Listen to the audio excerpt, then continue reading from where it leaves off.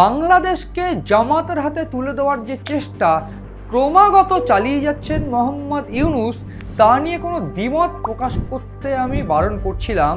প্রাথমিকভাবে ঠিক এ কারণেই বারণ করা হচ্ছিল, বা এ কারণেই আমি বারবার করে এই অনুষ্ঠানের মাধ্যম দিয়ে দেখানোর চেষ্টা করছিলাম যে ঠিক কীভাবে বিগড়ে যাচ্ছে পরিস্থিতি।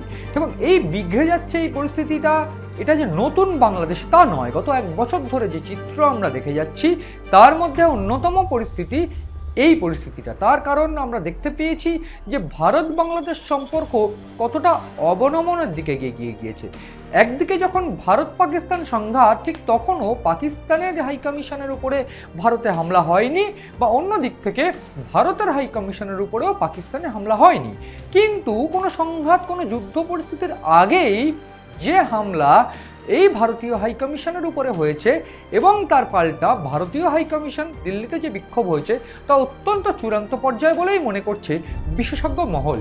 কিন্তু কেন এই পরিস্থিতি?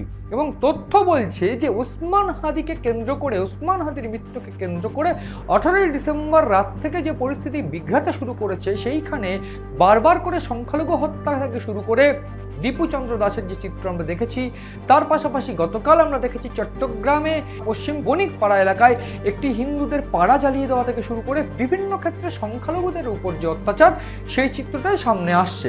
কিন্তু কেন সংখ্যালঘুদের উপর অত্যাচার, কেন ওসমান হাদি খুন করা হলো, কেন এই ওসমান হাদিকে টার্গেট করা হলো, এ সমস্ত তথ্য বিশ্লেষণ করতে গিয়ে যে চিত্রটা একেবারে পরিষ্কার হয়ে আসছে ভারতীয় গোয়েন্দাদের কাছে, সেইটা অত্যন্ত গুরুত্বপূর্ণ যে এইখানে জামাতের হাতে তুলে দেওয়ার চেষ্টা চলছে বাংলাদেশকে। কিন্তু তারই মধ্যে বাদ সাধলো ওমর হাদি। কে এই ওমর হাদি?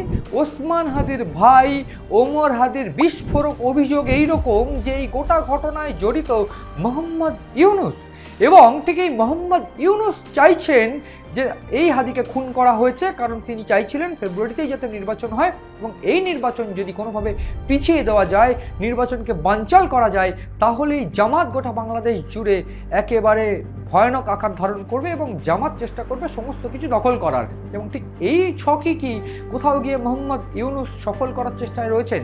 এই প্রশ্ন উঠতে শুরু করছে কারণ ওমর হাদির এই রকম বিস্ফোরক অভিযোগের পর থেকে একদিক থেকে ভারতীয় গোয়েন্দাদের কাছে যে তথ্য উঠে আসছিল যে বাংলাদেশকে জঙ্গিদের মুক্তস্থল করে তোলা হচ্ছে, এবং তার মূল দিশারি হচ্ছেন এই মোহাম্মদ ইউনূস, যিনি কিনা বাংলাদেশে আওয়ামী লীগকে ব্যান করে তার দাবি যে একেবারে ফেয়ার নির্বাচন তিনি করতে চাইছেন।